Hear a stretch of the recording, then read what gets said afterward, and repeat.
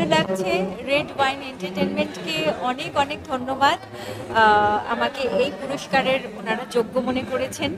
আমি জানি না যে আমি যোগ্য কিনা, তবে আমি মঞ্চে দাঁড়িয়েও প্রতিশ্রুতি দিয়েছি সকলকে যে যে কারণে আমাকে পুরস্কৃত করা হলো সেই ফিল্ডেই আমি যাতে আরো ভালো কাজ করতে পারি। সেই ভালো কাজের স্পর্শটা আমাকে রাখতে হবে। হ্যাঁ, নিশ্চয়ই রাখবো, কথা দিলাম। তবে উষাদের কথার যে চার্ম, সেটা আমার মধ্যে কোথায় আছে বলো। মুগ্ধ হয়ে উষাদের কথা শুনছিলাম, খুব ভালো লাগছিল। আর অনেকেরটা মিস করেছি, যেমন সঞ্চিতা আমার সামনে বসে আছে, আমরা অনেক দিনের বন্ধু। সঞ্চিতা কি বলেছে আমি মিস করেছি। আমি নিজে খুব খারাপ বক্তা, একদম বলতে পারি না।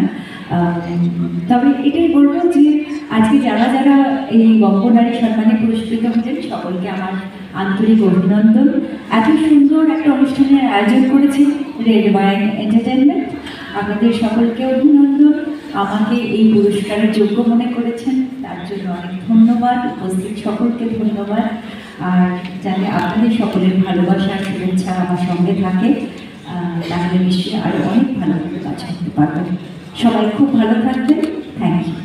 খুব ভালো লাগছে। রেড ওয়াইন এন্টারটেনমেন্টকে অনেক অনেক ধন্যবাদ। আমাকে এই পুরস্কারের ওনারা যোগ্য মনে করেছেন। আমি জানি না যে আমি যোগ্য কিনা, তবে আমি মঞ্চে দাঁড়িয়েও প্রতিশ্রুতি দিয়েছি সকলকে যে যে কারণে আমাকে পুরস্কৃত করা হলো সেই ফিল্ডেই আমি যাতে আরো ভালো কাজ করতে পারি এবং আমার কাজ যেন সবাইকে সবার কাজ অবধি পৌঁছে যায়, সবার মন ছুঁতে পারি, তার জন্য চেষ্টা করবো। অ্যাওয়ার্ড পাওয়া আর আজকে আবার ঝুলিতে পার্ডন? প্রথমবার যখন অ্যাওয়ার্ড পাওয়া হয়েছিল, আজকে ঝুলিতে আবার একটা নতুন অ্যাওয়ার্ড, কতটা ব্লেসড ফিল হয়েছিল?